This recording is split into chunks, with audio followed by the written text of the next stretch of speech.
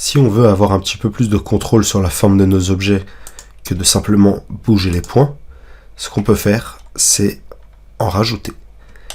Et je vais vous montrer comment faire tout de suite, mais pas sur ma chaise, pas sur la magnifique chaise, je vais vous montrer ça sur un cube basique. Et avant ça, hop, je fais majuscule et H, pas pour supprimer les objets, mais simplement pour les cacher. Vous voyez qu'ils sont toujours ici, ils sont toujours tous là en fait, mais en appuyant sur majuscule H, je les ai juste cachés. Et si je veux les faire réapparaître, j'appuie sur Alt, H, et ça fait tout réapparaître. En fait, Alt et H font réapparaître tout ce qui a été caché. H fait disparaître, pardon, ce qui est sélectionné.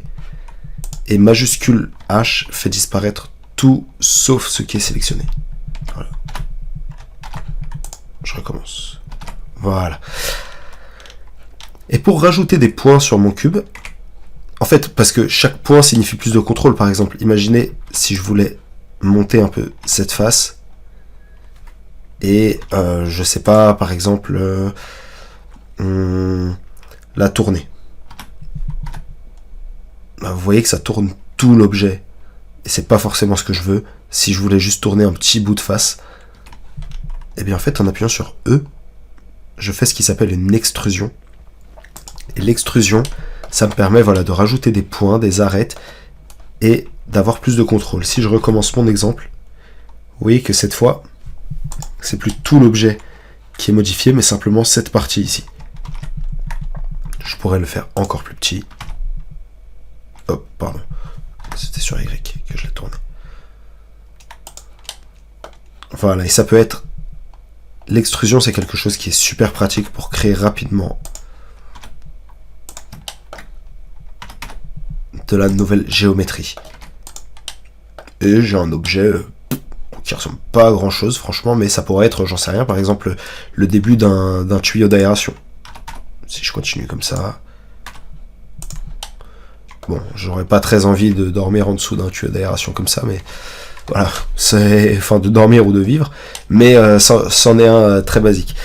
Et en fait, voilà, avec l'extrusion, donc, ce qui est important surtout à comprendre, plus que mon exemple un peu nul, c'est que avec l'extrusion, on arrive rapidement à créer de la géométrie en plus. Je vais juste désactiver l'aimant, voilà. Et qui dit face en plus, dit aussi point en plus, dit arrête en plus, etc. À partir de là, voilà, je peux même revenir prendre une face que j'avais fait avant et l'extruder aussi.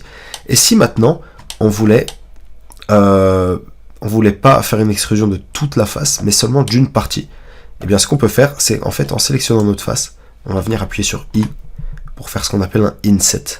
Alors me demandez pas ce que ça veut dire en français, je n'en ai aucune idée. Ça veut dire réduire un peu, enfin couper là un peu la face, je sais pas du tout. En tout cas voilà, maintenant je fais une extrusion simplement d'une partie, et vous voyez qu'il m'a que le logiciel m'a de lui-même créé de la géométrie en plus pour que ça se fasse correctement. Mais je n'ai absolument aucune idée de ce que veut dire inset. Hop. Et je suis pas obligé d'extruder d'ailleurs en faisant ça, je peux très bien faire ça, comme ça. Et vous voyez, hop, faire une espèce de petite pyramide comme ça, je vais faire la même de l'autre côté. Oui, voilà, ça. Je peux même continuer d'ailleurs. Encore, etc. Jusqu'à ce que j'en ai marre. Je peux venir extruder ça. Refaire un inset ici. Extruder. Etc. Je vous laisse pratiquer ces deux techniques parce que vous voyez que, voilà, en quelques clics, je me retrouve avec un objet qui ne ressemble à... Oh, on dirait un peu le début d'un robinet, éventuellement, vous voyez. Je vais faire un petit robinet, rapidement. Bon, un robinet très théorique, hein, mais un robinet quand même. Hop, mince, je me suis raté. Et un petit détail d'ailleurs à savoir sur l'extrusion, c'est que là, vous voyez, j'ai juste appuyé sur échappe pour annuler mon extrusion, c'est le premier réflexe qu'on a, c'est normal. Sauf qu'en fait, la face existe encore. Vous voyez que là, mon extrusion existe toujours. Donc là, il faut vraiment que je fasse CTRL Z pour venir annuler. Et là, voilà, c'est bon. Cette fois-ci, la face n'existe plus. Hop, donc je vais monter ça un petit peu moins. J'aurais pu faire les deux en même temps, ça m'aurait permis de gagner du temps. Oups, ça je voulais vous le montrer après. Hop. Là.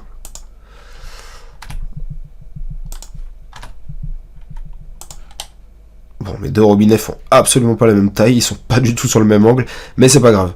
C'est ça, disons, pour l'instant, c'est les deux boutons qui permettent de tourner, de mettre l'eau chaude et l'eau froide. Puis voilà, je les aime bien. Et là, je vais venir faire le robinet, le vrai cette fois-ci.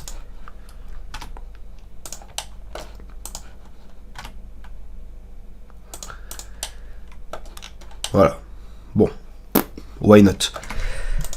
Voilà, je vous lance un petit défi, c'est de choisir un objet, prendre un objet de votre choix, n'importe lequel. Essayez de prendre quelque chose de pas trop compliqué pour le début, mais après tout, pourquoi pas se lancer des défis et partir dans le complexe. Essayez de prendre un objet qui a une forme, voilà, assez cubique, assez simple. Par exemple, bon, peut-être pas la chaise, on va changer un petit peu. Prenez quelque chose que vous voyez autour de vous, que vous avez en tête, que vous avez envie d'essayer de faire, et simplement, avec tout ce qu'on a appris pour l'instant, essayez de le modéliser vous-même.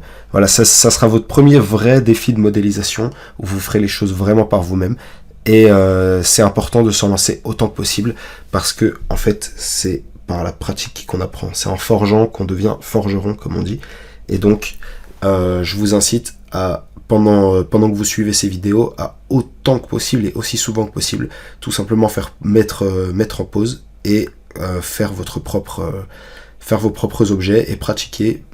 Ça sera jamais trop. On ne pratique jamais trop. Donc amusez-vous. Surtout amusez-vous, créez des objets soit un peu abstraits. Vous voyez, là je suis parti de quelque chose de complètement abstrait. J'ai fini par trouver une vague idée, même si je ne l'ai pas très bien faite, c'est pas grave.